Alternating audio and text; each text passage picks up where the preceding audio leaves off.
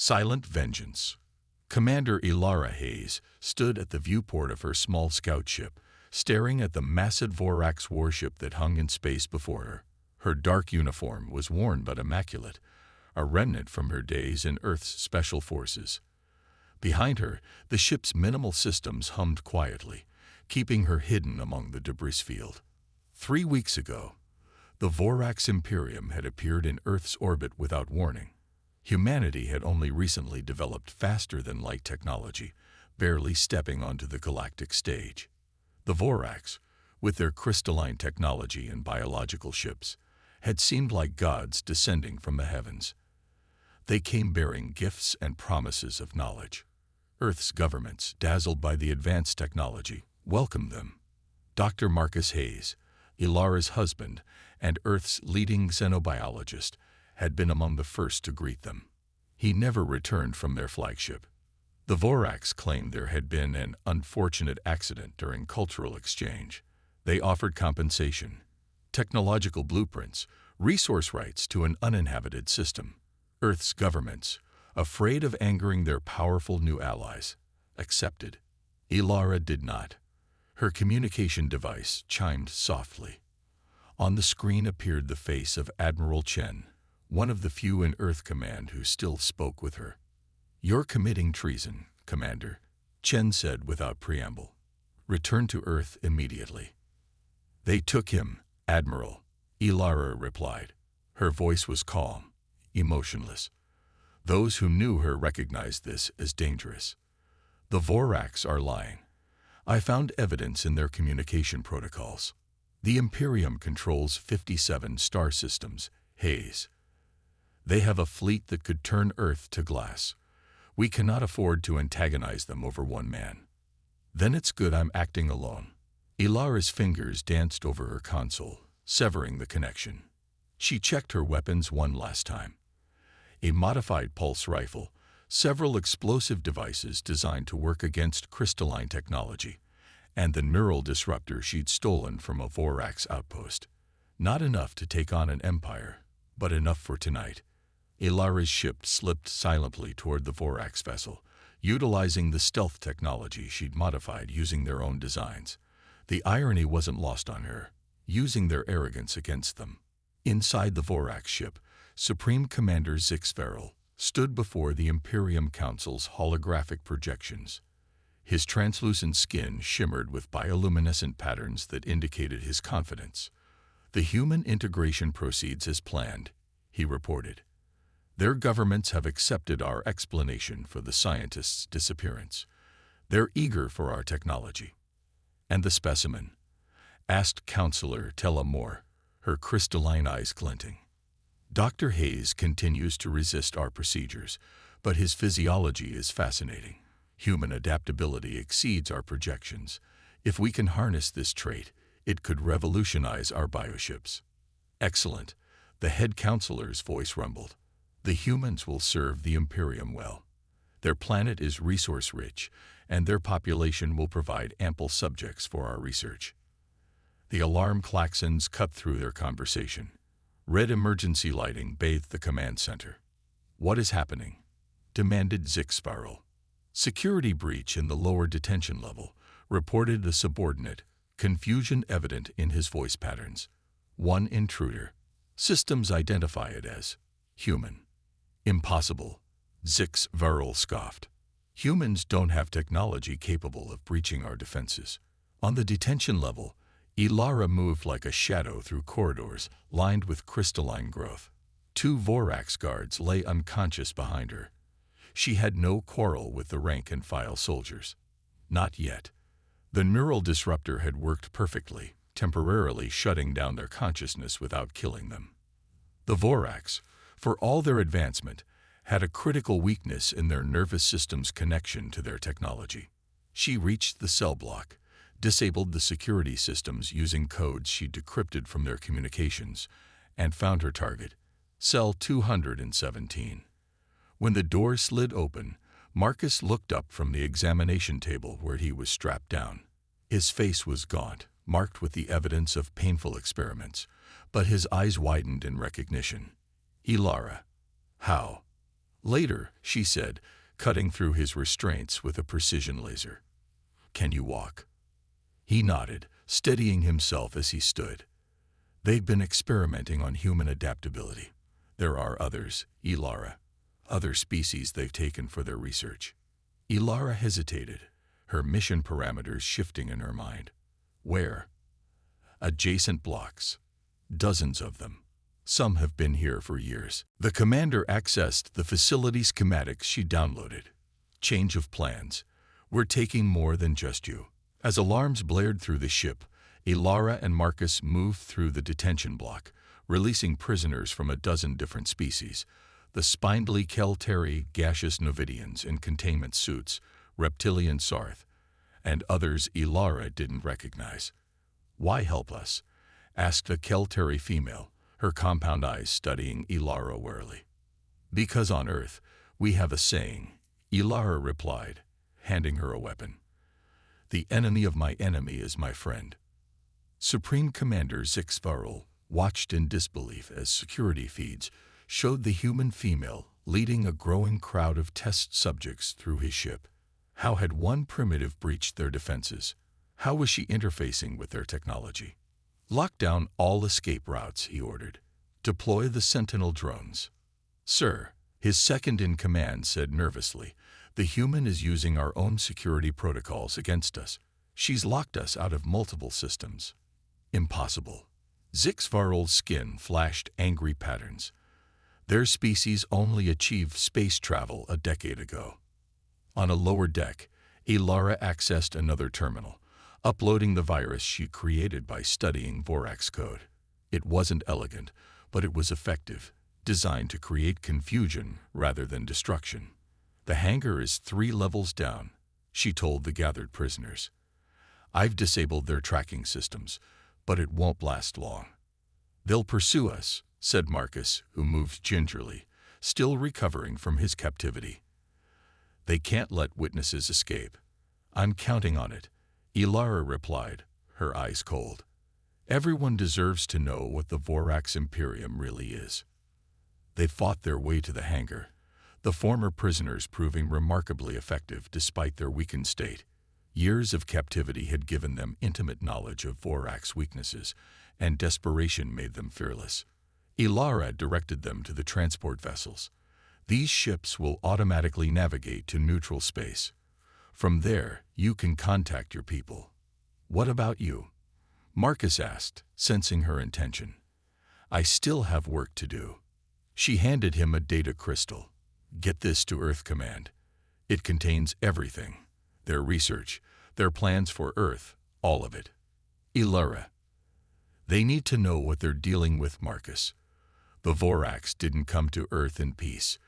This was the beginning of an invasion. Before he could protest further, Sentinel drones swarmed into the hangar.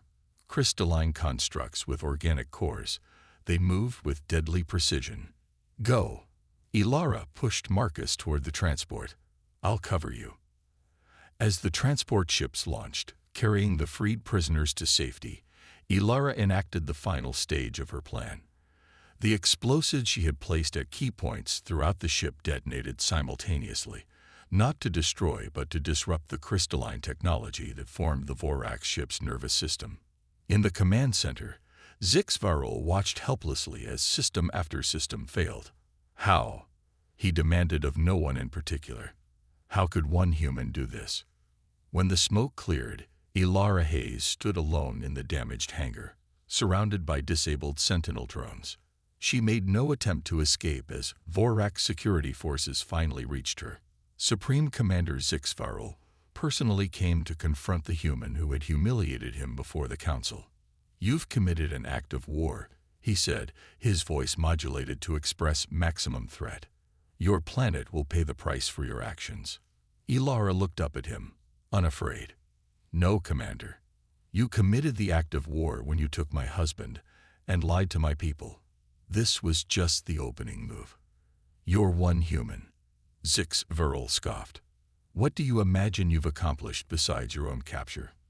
Ilara smiled then, a cold expression that made even the Vorax commander feel uneasy. I wanted you to know who I am, she said simply. I wanted your face to be the last thing I saw before I activated the beacon. Beacon. Confusion rippled through Zix's furrows bioluminescent patterns. Humanity isn't alone anymore, Commander. Those prisoners you've been experimenting on for years. They have families, governments, military forces, and now they all know exactly what you've been doing. As if on cue, the ship's sensors detected multiple vessels emerging from hyperspace around them, ships of various designs, from a dozen different worlds. On Ilara's wrist, a small device blinked steadily, broadcasting a signal that carried with it all the evidence of Vorax atrocities. You see, Commander, Ilara said as chaos erupted around them. On Earth, I had a reputation. They called me the Silent Hunter. I never failed a mission, and I never left anyone behind. As the Vorax command ship came under fire from the assembled fleet of former victims, Supreme Commander Zix realized the Imperium had made a grave miscalculation. They hadn't encountered just another primitive species to exploit. They had awakened something far more dangerous.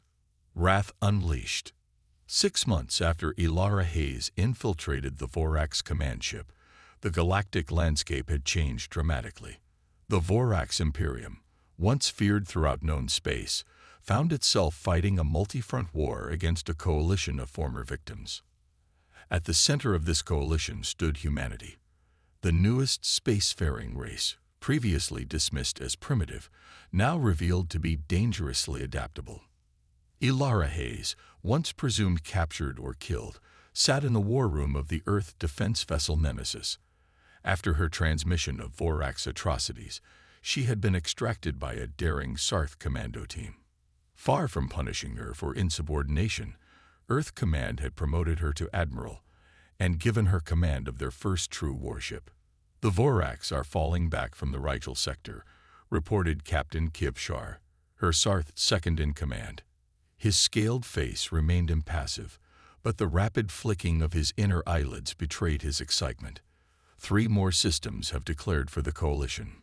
Marcus Hayes, fully recovered and now serving as the Coalition's chief xenobiologist, studied the tactical display. They're consolidating around their core worlds. As expected, Ilara nodded. They've never faced organized resistance before. Their entire empire was built on isolating and intimidating individual worlds. The door to the war room hissed open, admitting Admiral Chen, who had become Earth's representative to the Coalition Council. His former disapproval of Ilara's actions had transformed into grudging respect. The Council has approved your strategy, Admiral Hayes, he announced. Operation Sundering begins in 48 hours. Ilara's plan was audacious, a simultaneous strike against every major Vorax shipyard, using tactics specifically designed to exploit the weaknesses she had discovered during her infiltration. The goal wasn't to destroy the Vorax, but to break their capacity to wage war. There's something else, Chen added, his expression grave. We've intercepted communications from the Vorax High Council. They're planning something called Protocol Extinction for Earth. Marcus tensed. A planet-killer weapon? Worse, Chen replied.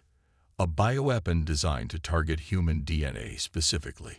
They'd been using the samples collected from their experiments to develop it.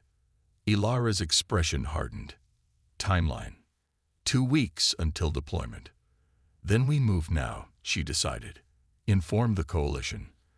Operation Sundering begins immediately.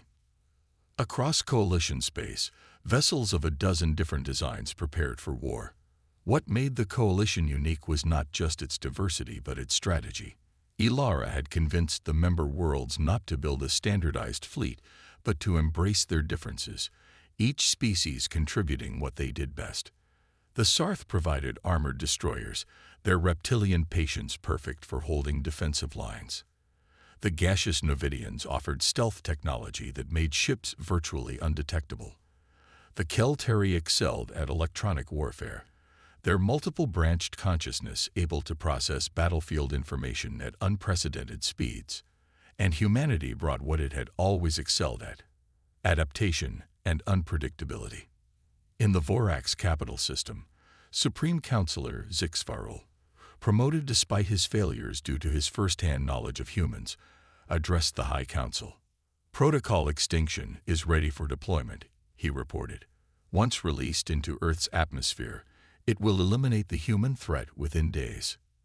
And the Coalition, demanded the head counselor. Without the humans driving them, the alliance will fragment. These species have centuries of distrust between them. They collaborate only out of fear and opportunity. A junior officer interrupted the meeting, his skin patterns displaying extreme agitation. Counselor, Coalition forces have entered the system. They've bypassed all our outer defenses. Impossible, Zixvarl thought. Not again. The defensive grid had been specifically redesigned after the humans' infiltration. The tactical display activated, showing Coalition ships appearing throughout the system, not at the jump points where defenses were concentrated, but in deep space, using modified human FTL drives that sacrificed efficiency for positional flexibility. How many ships? Zixvarl demanded. Over 200, Counselor, and they're not just here. Reports are coming in from every major shipyard and installation. Simultaneous attacks across the Imperium.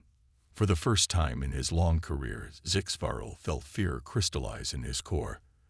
The Vorax had ruled through the perception of invincibility. That perception was shattering. Aboard the Nemesis, Ilara directed the assault on the capital system.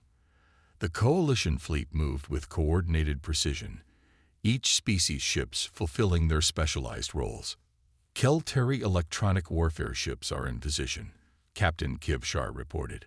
Vorax communications are compromised. Novidian stealth squadrons have disabled their sensor arrays, added Lieutenant Commander Neri, a Novidian whose containment suit glowed softly with her excitement. Ilara nodded. Begin Phase 2.